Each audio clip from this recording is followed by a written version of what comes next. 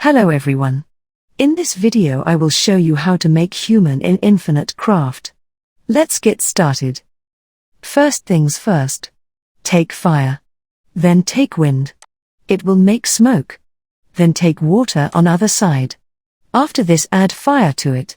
It will make steam. Then add earth to it. It will make mud.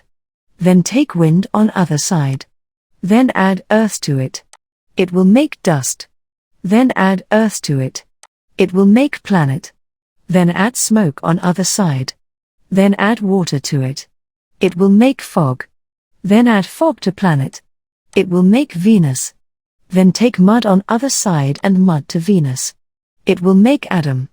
Then add Venus to Adam. It will make Eve. Then add Adam to Eve. It will make human. Voila! And that's how you make human in Infinite Craft. If you find this video helpful, don't forget to give it a thumbs up and subscribe to our channel for more Infinite Craft videos.